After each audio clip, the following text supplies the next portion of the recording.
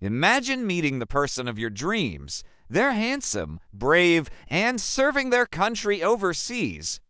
Every message from them makes your heart race. You talk every single day, sharing your deepest secrets and making plans for a future together. This is what happened to Diane. She met a man online, a soldier named Captain Mark, supposedly stationed in a war-torn country. His photos showed a man in uniform, a symbol of honor and courage. Diane fell hard and fast. Their connection felt incredibly real. They'd spend hours on the phone talking about everything and nothing. He'd tell her about the harsh realities of his deployment, the friends he missed, and how her voice was the only thing that got him through the long, lonely nights. He couldn't video call, he explained, because of strict military security protocols on his base. It seemed plausible. After all, he was in a sensitive location. Why would she question the safety of a soldier? She trusted him completely. For months, this was their routine. Their bond grew stronger with every call, every message. Diane was already planning their life together.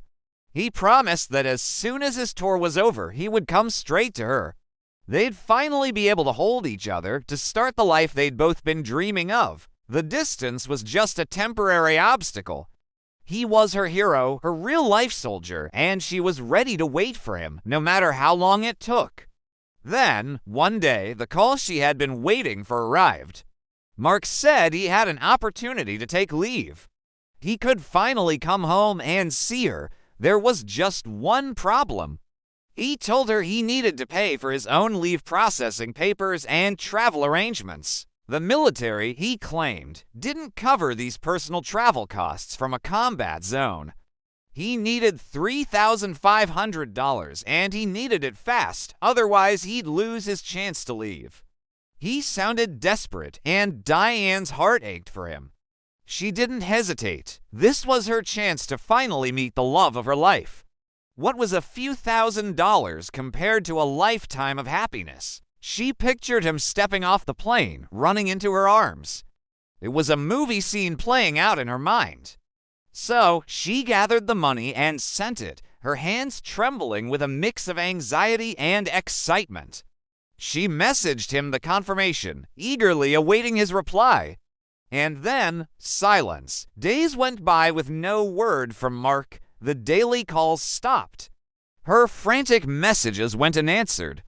Panic began to set in. This wasn't like him. Something had to be wrong. Fearing the worst, that he might have been injured or something terrible had happened on his base, Diane started doing some research.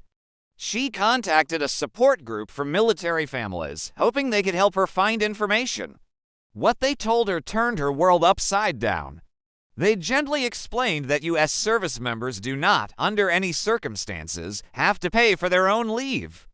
All travel and administrative costs are fully covered by the military. Her heart sank. The story Mark had told her was a complete fabrication.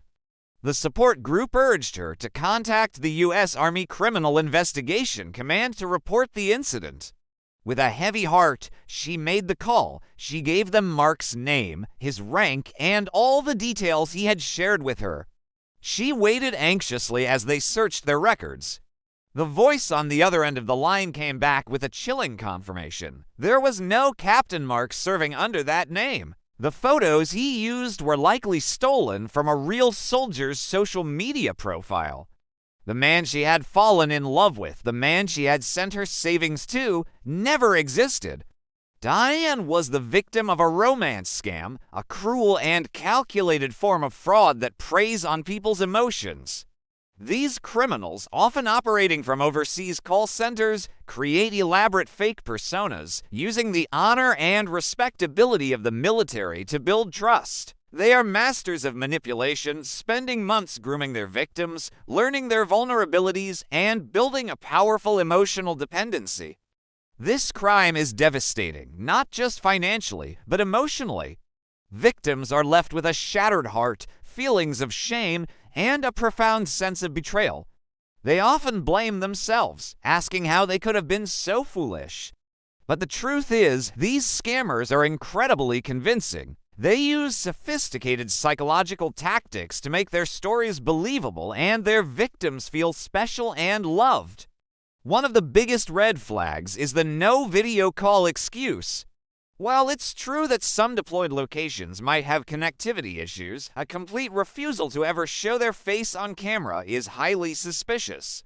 Scammers can video call because they do and look like the person in the photos they've stolen. They will always have a reason: a broken camera, poor internet, or, most commonly, military security restrictions. This is almost always a lie. The second major red flag is any request for money. Real service members have their financial needs met by the military. They do not need money for food, medical bills, communication fees, or travel documents to come home. If someone claiming to be in the military asks you for money for any reason, it is a scam. No exceptions. They might ask for gift cards, wire transfers, or cryptocurrency, as these are harder to trace. The stories are always urgent and emotional, designed to make you act before you can think. So, how can you protect yourself and your loved ones?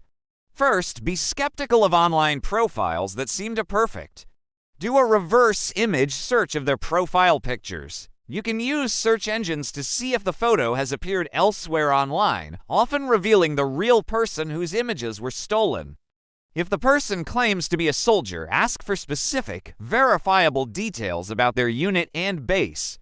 Scammers often have vague or inconsistent answers. Never, ever send money to someone you have only met online.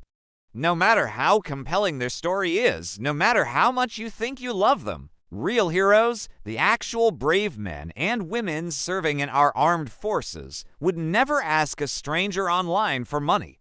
Their honor is not for sale. If you suspect you're being targeted by a romance scammer, stop all contact immediately. Block them on all platforms. Don't let them try to guilt trip or manipulate you into continuing the conversation. Report the profile to the social media site or dating app where you met them. You should also file a report with the FBI's Internet Crime Complaint Center, or IC3. Reporting these crimes is crucial. It helps authorities track down these criminal networks and prevents others from becoming victims. Diane's story is a heartbreaking but important reminder that in the digital age, not everything is as it seems. While the internet can be a wonderful place to connect with people, it's also a hunting ground for predators. It's vital to approach online relationships with a healthy dose of caution. Protect your heart, but also protect your wallet. The emotional scars from these scams can last a lifetime, but so can the lessons we learn from them. Share this information with your friends and family, especially those who might be looking for love online. Spreading awareness is our best defense against these fake heroes. Thanks for watching.